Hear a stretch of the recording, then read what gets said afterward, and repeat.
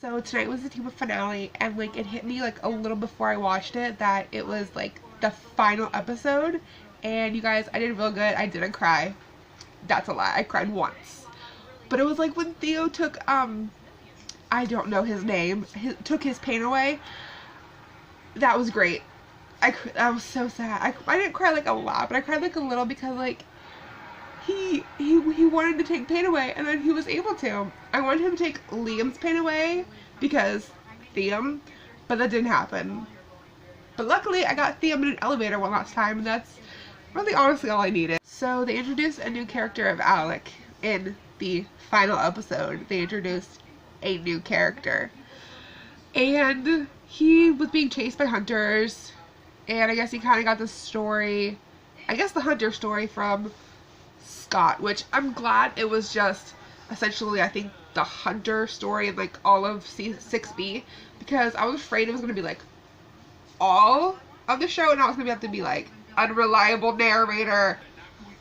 And there were several questions left unanswered, like, is Kate alive? She got shot by the Yellow Wolfsbane, and I guess she killed Gerard. I'm like hoping she killed Gerard, but at the same time, Gerard and Kate could still very well be alive because they left Monroe alive. Like why would you just let her escape? Like, y'all were all there, most of them, and y'all were just worried about Scott.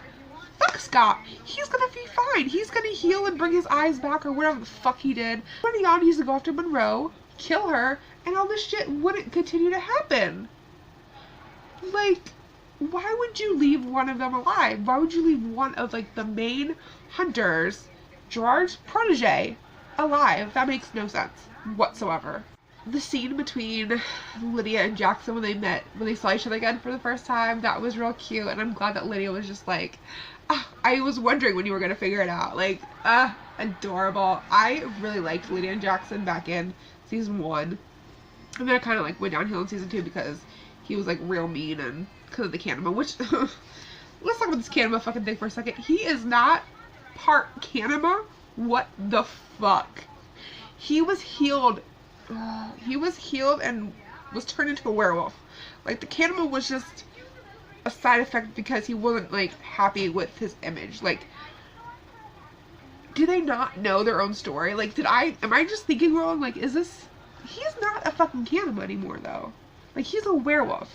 And the shit with his tail, like, his tail cannot do all that. What the fuck? Like, are you kidding me? That was some bullshit. I still love Jackson, though. Jackson's still one of my favorites. Ethan contributed nothing to the story. I don't know why the fuck they even brought Ethan back, besides to be Jackson's boyfriend. He contributed nothing to the story. I really like that everyone got, like, a good send-off. Peter's a good guy now, which I love Peter. Peter is, like, one of my favorite fucking characters. I mean, Peter's never really a good guy, but he did right. And Theo, of course, did wonderfully. I love Theo. I love fucking villains. Listen, I love villains. The villains are my favorite. Give me a good villain. Speaking of villains, we got Nogitsune Styles back today. It was great. And actual, like, Nogitsune, like, Reese Nogitsune, which was great. Nogitsune Styles was such a good season. Was that 3B? It was such a good season. That's probably, like, one of the better seasons. That was so good to see Styles' Void one last time. Styles was great too. That scene where Roscoe and the Chimera pulled up at the same time, that was wonderful. Just don't mind me. My mind is just like hysteric. But that entire unseen was actually really good. I liked it. I liked that he brought back the quote of not monsters, werewolf at the end, and then walking off into the distance. And it was a really good scene with the full moon in the background, and I really liked it. I honestly thought I was going to lose it there and start crying, but I did really well, and I did it. Again, I only cried once from my boy Theo, and that was great. Though, seeing them all turn to stone was, like, real sad, especially Derek and Peter. That was like, oh, my babies turning to stone. Why do I have to see this? Did Lydia? I don't think Lydia turned to stone. She was the one that did it, besides Scott, obviously, but they briefly mentioned Allison, which was, I wanted Allison, like, back. I don't care in what way. I'm, in my little mind world, Allison's still alive. She's living with her mom in fucking, I don't know, France. She's chilling with Isaac. You know, no one's dead. Boyd and Erica are alive. They're in, like, probably New York. Just chilling, being the hipsters they are. You know, my little mind world says that no one died. Because I hate when my characters die. I hate, especially if they're, like, my favorite characters.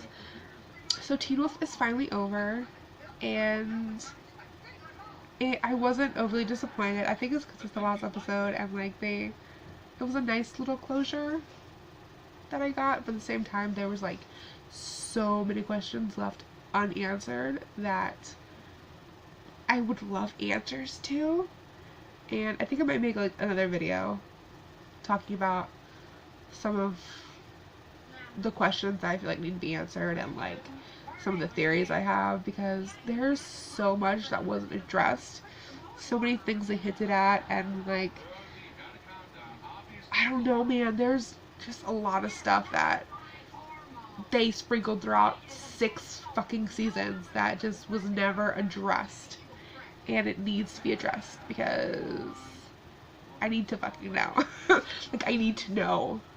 That's what I hate when shows end and they don't, like, address everything. Like, how did the moms get out of the basement? Not talking about Teen Wolf anymore. Like, but how did they get out of the basement? Explain to me. PLL people. Listen. Tell me how the fuck they got out of the basement. That should have been answered. But anyways, Teen Wolf is over. And I'm, like, content right now. I liked how they ended it, and I'm not mad at it. And Teen Wolf was such a big part of my life at one point, and I'm super thankful that it happened. And, you know, there's always rumors about them having, like, a spin-off, like a new class or a new generation. And I actually heard that there's plans for, like, a reboot, which seems ridiculous because, like, it literally just ended. But, you know, you never know what the future holds for Teen Wolf. That's why I think they left it so open-ended at the end. But I look forward to seeing what all the actors are going to do next. And I know Holland is doing Channel Zero next year, which I'm real excited for. Channel Zero just started back up, and it's pretty good so far, so I can't wait to see her in it next year. And, you know, Dylan's fucking going places. He's everywhere, which is fucking awesome. And Hecklin needs to be in more things. Someone needs to book Hecklin in something. He needs to become a recurring character on Supergirl as Superman, because he is wonderful as Superman. He's, like, the perfect Clark Kent. So I can't wait to see what the rest of the cast is going to do. And I'm super content with how Teen Wolf ended, and I'm happy. And I will always love Teen Wolf, even though I will be the first person to fucking shit on Teen Wolf. I will always love Teen Wolf.